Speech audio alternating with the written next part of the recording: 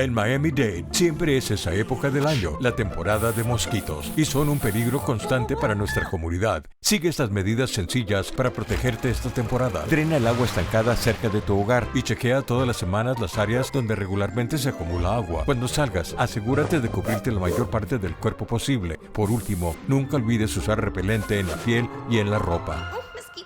Oye, ¿tu mamá es tan rara? Juntos podemos combatir la picada y cuidar la seguridad de nuestra comunidad. Muy buenos días tengan todos. Sean bienvenidos al programa Cambio Climático Global. Soy Ángel Cristóbal. Y yo soy Felicia.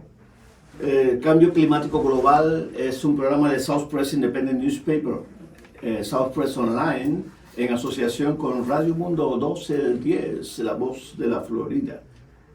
Buenos días a nuestros oyentes. Hoy realmente tenemos un programa bastante significativo. El cambio climático desde el periodismo no solo es importante, es urgente. Y tener un programa dedicado a este tema transforma al periodista, en un puente entre la ciencia, la comunidad y la acción.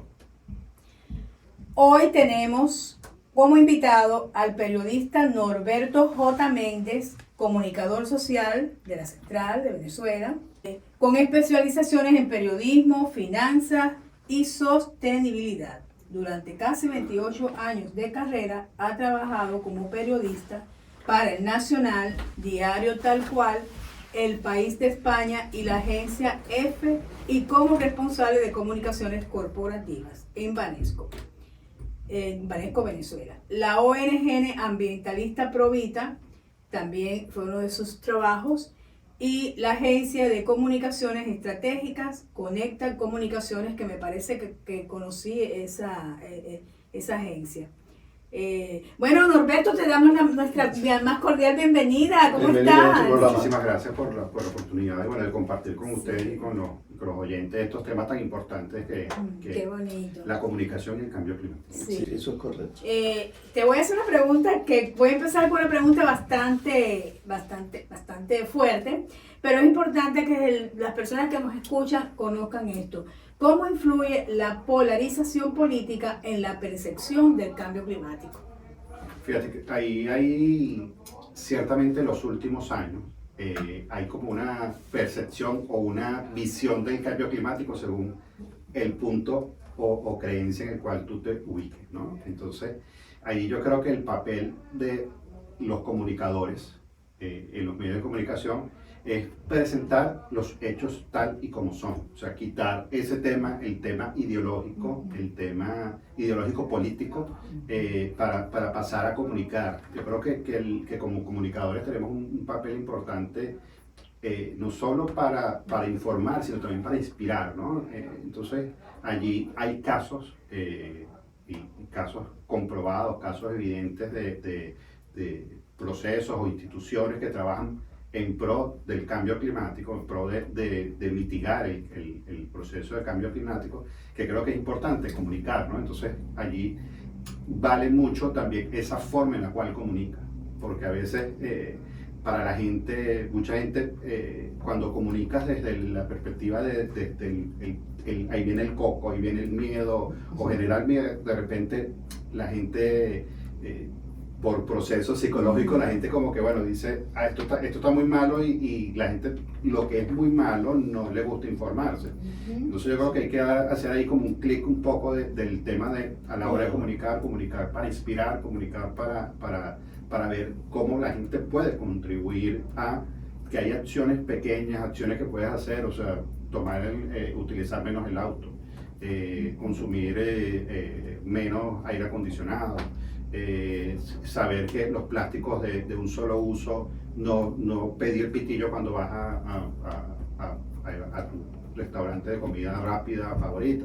Son pequeños acciones, sí, pero que sumando todas esas acciones, contribuyen de manera positiva. Entonces yo creo que quitando de lado o deslastrando el tema ideológico, porque siempre la gente va a tener de izquierda o de derecha, va a tener su pensamiento, sino buscar un punto de esto te afecta, así tú seas de derecha o seas de izquierda, entonces, y te afecta, y cómo puedes tú contribuir a que eso no te afecte, porque al final tenemos que trabajar para hacer un mundo mejor hoy para los que vienen.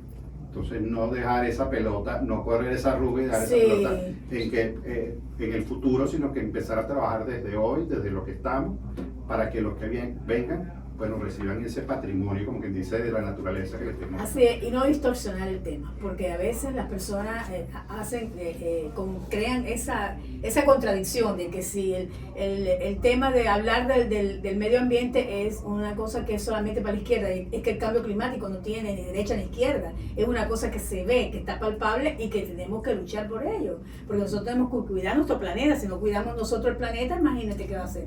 No, nos quedaremos, bueno, será cuando, como dicen ellos, será de los marcianos. Sí. Sí, y que la naturaleza no tiene ideología. No tiene naturaleza ideología. no la tiene, Es exactamente. correcto, me gusta Hay eso. que trabajar La por naturaleza no tiene ideología, me gustó mucho. Bueno, Ángel tenía una pregunta también. Sí, bueno, más que es una reflexión más que una pregunta, ¿no? Una invitación a conocer tu opinión sobre esto. Realmente tus respuestas nos han conducido a que el cambio climático a veces converge como en este tipo de identidad política. Y a nosotros nos ha sucedido que cuando hemos entrevistado representantes, autoridades de aquí del condado de Miami-Dade, incluso fuera del condado, cuando hemos ido a otros estados, y siempre eluden tú sabes, las respuestas. Por una parte, te encuentras con un grupo partidista que dice que no existe el cambio climático. Y por otra parte, está el otro que sí defiende la existencia del cambio climático y los peligros que están afectando a nuestra casa global que es el mundo. ¿Qué te parece eso? Y, Fíjate, en ese caso yo creo que la evidencia, contra la evidencia no puedes ir, ¿no? Entonces, contra la evidencia no se puede ir, ¿no? Entonces, ahí yo creo que hay que enfrentar es con hechos. Simplemente hay cambios, hay cosas que se están produciendo. Si bien es cierto que la Tierra de por sí o el planeta cumple ciclos, también es cierto que esos ciclos se pueden acelerar por acción humana. Está más que comprobado que, bueno, a partir del desarrollo de la etapa industrial se generaron el clima o la temperatura ha subido en promedio en el mundo desde que se ha empezado a medir. Hay elementos, qué sé yo, la desaparición de los glaciares. Hay cosas que son objetivamente observables, objetivamente Sí. palpables. Es Entonces, correcto, sí. creo que es por allí por donde se debe ir eso, porque cuando tú empiezas a ver, la gente, o sea, no puedes negar que los glaciares se han encogido, no puedes negar que la temperatura sube tanto, o sea, hay mayores picos de temperatura, tanto de calor como de frío.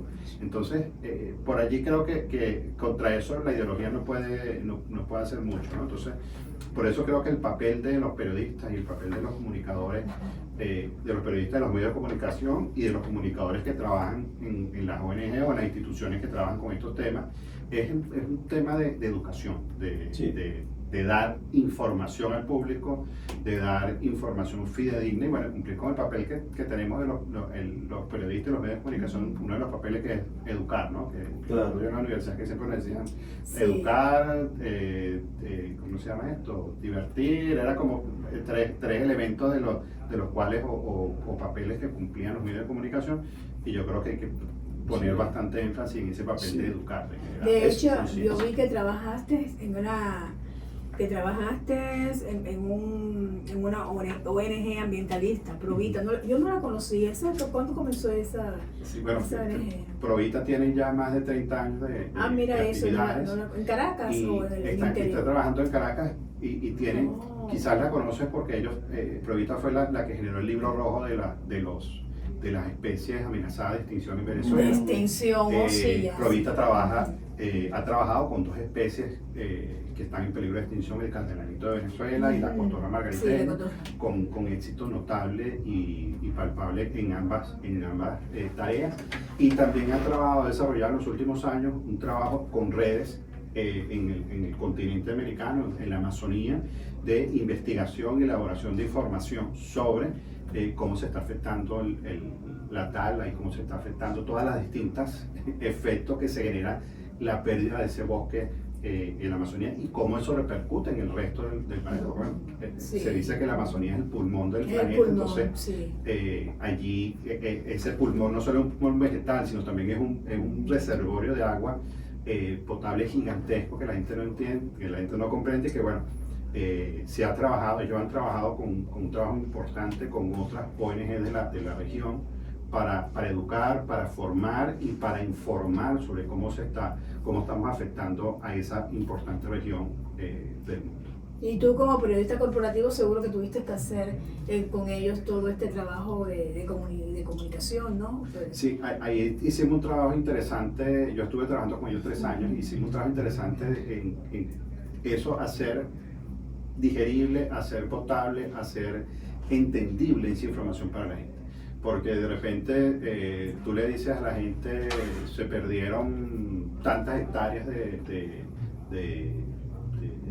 de bosque, pero si tú le empiezas a decir a la gente, se perdió el equivalente a tantos campos de fútbol, se perdió el equivalente a X cantidad campos de béisbol, qué sé yo, la gente empieza como ya a decir, ya entiendo por dónde va la cosa, o decirle a la gente, cuando se pierde este bosque suben tanta cantidad o X porcentaje de la temperatura, o se pierde agua, o se pierden especies. Entonces creo que se hizo un trabajo, y ellos, ese trabajo, bueno, yo contribuí con mi granito de arena en el tiempo que estuve con ellos, sí. De contribuir a ese trabajo de información, de llevar al público de manera sensible y de manera sencilla para que la gente entienda cómo esto le afecta en su vida diaria. Comienza el calor extremo en Miami-Dade. Hasta el 31 de octubre habrá largos periodos de gran humedad y calor con más de 90 grados. Será mayor el riesgo de deshidratación, agotamiento, insolación y lesiones por el calor, sobre todo para los más vulnerables. Las embarazadas, niños, trabajadores al aire libre, deportistas y adultos mayores deben protegerse, hidratarse y descansar en el fresco. Obtén consejos contra el calor y sobre cómo mantenerte fresco en miamidade.gov/heat. Fíjate que yo creo que lo que acabas de puntualizar sobre la educación es muy importante. ¿Por qué? Porque casi siempre hablamos de comunidades más vulnerables, ¿verdad? De personas que tienen menos acceso a información o que están casadas con tradiciones de años y no rompen con esas tradiciones. Por ejemplo, por acá han pasado personas que hablando sobre la mala calidad del agua, ¿ves? Y siempre cuentan que, y es cierto que antiguamente todo se resolvía hirviendo el agua, ¿verdad? Se evitaban enfermedades. Esa era las campaigns que se hacían en nuestra juventud y durante la época de nuestros abuelos, etcétera, y nuestros padres. Ahora dicen que eso no es suficiente, ¿ves? Y claro, están promoviendo toda una campaña de nuevos sistemas de filtración de agua. Pero en conclusión, a lo que vamos es que la gente lo que necesita es mucha información y a veces, realmente, cuando tú comparas las programaciones o la misma influencia de las redes sociales, sobre las cuales después Felicia va a argumentar, hay mucha preponderancia, ¿sabe? De aumentar, tú sabes, el desespero y que vamos hacia que no hay salida, pues. Y yo creo que en eso los medios y los periodistas tenemos que hacer cada día un esfuerzo mejor, informando y también provocando, sirviendo como puente para que haya acciones, ¿sabes? Que se unan los colectivos, que se unan las personas, que se unan colectivamente, quise decir, y nada, que enfrentemos esto no como un problema político, sino como una gran verdad. Sí, ahí yo creo que es importante darle voz a los que saben, ¿no? Sí, y darle ajá. voz también, porque también está la otra cara de la moneda, darle voz a quienes más son afectados por el cambio climático. Paradójicamente, bueno, es como las comunidades más vulnerables, las comunidades que tienen menos capacidad económica son las más afectadas por las consecuencias o las cosas o los cambios que produce el cambio climático en el entorno, ¿no? Esas grandes lluvias e inundaciones afectan principalmente en zonas más populosas, zonas con menos poder adquisitivo, con mayor fuerza. No es que no afecta a todo el mundo, afecta a todo el mundo evidentemente, porque no es una cosa que solamente afecta a una parte de la comunidad, pero en los efectos como con más fuerza se sienten allí en esa zona, ¿no? Entonces también es darle esa voz tanto a los que saben, a los que están preparados o estas instituciones que están trabajando en pro de esas comunidades, y a las comunidades, también para que las comunidades entiendan que ellos también pueden ser partícipes y pueden contribuir a que ese efecto que se está generando se mitigue, sea mucho menos fuerte en su comunidad. No, y que haya más confianza, porque entonces con todas estas cosas, pues las personas pierden la confianza y dicen, bueno, pero ¿qué está pasando? Entonces empieza un agotamiento, me imagino que un agotamiento ambiental, vamos a decirlo así, porque la gente no sabe qué creer, y eso trae también consecuencias horribles. Sí. Aquí yo tengo una nota que dice que si el clima se convierte en un tema partidista, pues se frena la cooperación entre los sectores, y es lo mismo que tú estás diciendo. Entonces, yo creo que el llamado es a que tengan más confianza, que sean más objetivos, y que las personas, como bien tú dices, que son especialistas del tema, apoyen a los comunicadores, porque nosotros no somos especialistas del tema. En el caso tuyo sí, porque tú trabajaste en una ONG, pero en el caso de nosotros no somos especialistas en el tema. Pero sin embargo, todos los días estudiamos algo, pero cuando traigo un invitado, casi siempre es alguien que tiene conocimiento, entonces no voy a poder estar ni el estilo ping-pong, que no me gusta, que tú sabes cuál es, yo pregunto y todos me contestan, no. Me gusta así la conversación, porque las personas saben que nos están escuchando lo que nosotros estamos hablando. Otra cosa viene la educación e información ciudadana, Ángel, que nosotros tuvimos en unos cursos y en realidad el tema del medio ambiente no se trató. Para nada. Exactamente.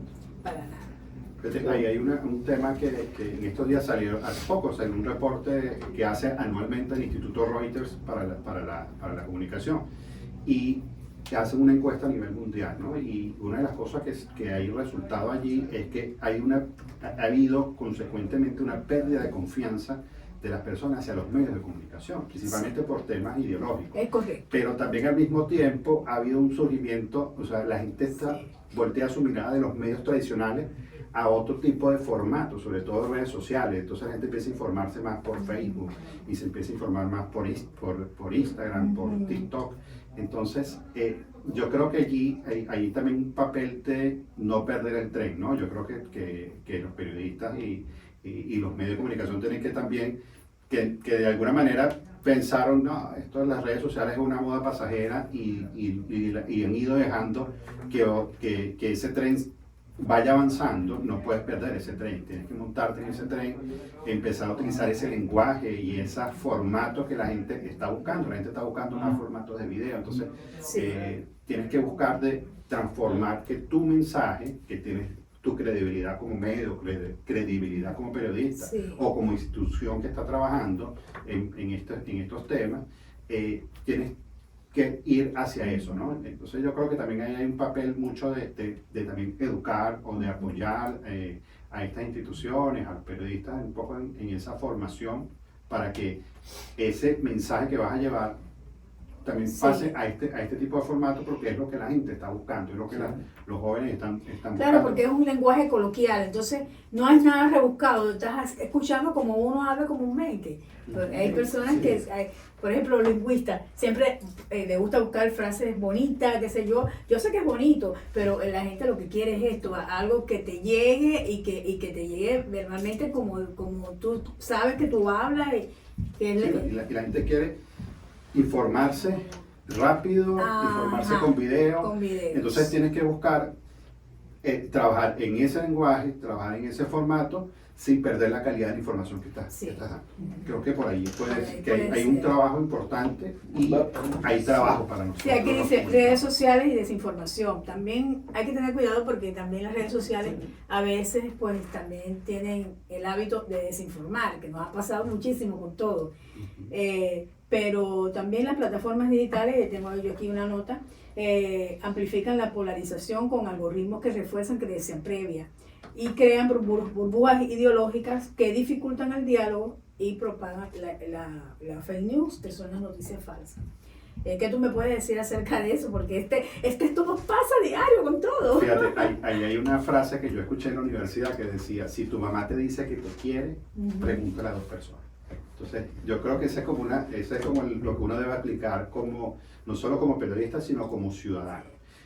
Hay muchas plataformas que hacen fact-checking, que hacen chequeo de hechos. Entonces, yo creo que una clave allí es, si usted ve algo, si usted ve una información de un X creador de contenido o de un X medio que de repente uno está de repente navegando en X o está navegando en TikTok o está navegando en Instagram y ves medios que de repente te aparecen como publicidad, medios que tú o creadores de contenido que no has escuchado en tu vida diciendo algo, vaya a estos fact-check y corrobore que esa información está. Porque a veces estas personas crean realidades a partir de información, de fuentes de información que pueden ser ciertas, pero si las manipulas, si les dan un enfoque, puede generar desinformación. Entonces yo creo que ante ese tipo de cosas, siempre chequee, busque, si es una información muy escandalosa, si es una información que te suena la de los cabellos, como quien dice, chequéela, busque una fuente. Hay distintos medios de comunicación que trabajan con fact-checking, es fácil buscar fact-checking, y usted coloca esa información y se va a dar cuenta que muchas veces, en el 80% de los casos, esa información es que uno también por intuición, tú dices, oye, esto me suena como un poquito, como que fantasía.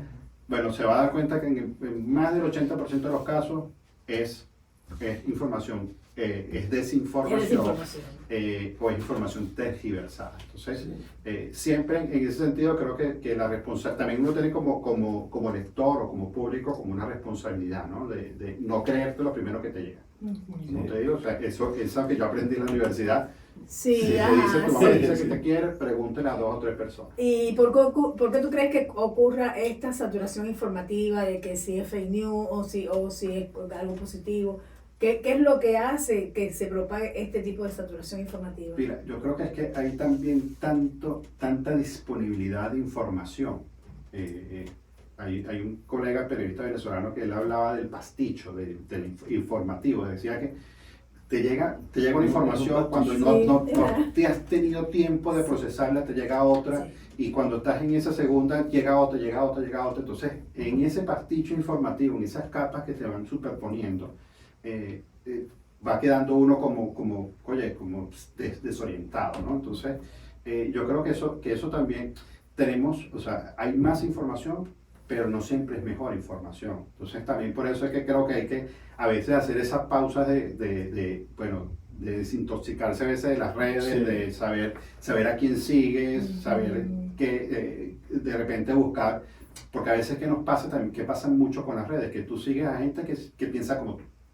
Entonces, puede que muchos de esos que piensen como tú estén equivocados. Entonces, a veces hay que como abrir la variedad, el abanico de fuentes de información que vas a tener esa, pero claro, es un proceso de educación, ¿no? Pero ahí yo creo que en ese punto los medios de comunicación tienen ese papel, y los periodistas tienen ese papel de educar, ¿no? De ir enseñándole a la gente un poco de cómo hacer. Lo hacen porque hay mucho, esa misma importancia que le dan al fact-checking varios medios de comunicación, tanto en habla inglesa como en habla hispana, habla mucho de que esa importancia que le dan a que la gente esté bien informada. No solamente que esté súper informada, porque bueno, tienen súper información, pero bueno, hay que saber la calidad de esa información que está recibiendo. Nos quedan 4 minutos. Dime en un minuto. En 2, porque necesito decir... Sí, ok. Bueno, dame un minuto para... ¿Cuál es la apreciación tuya con respecto a Estados Unidos? ¿Cómo lo está haciendo Estados Unidos con respecto a las cuestiones del ambiente? ¿Cómo lo ves tú? Mira,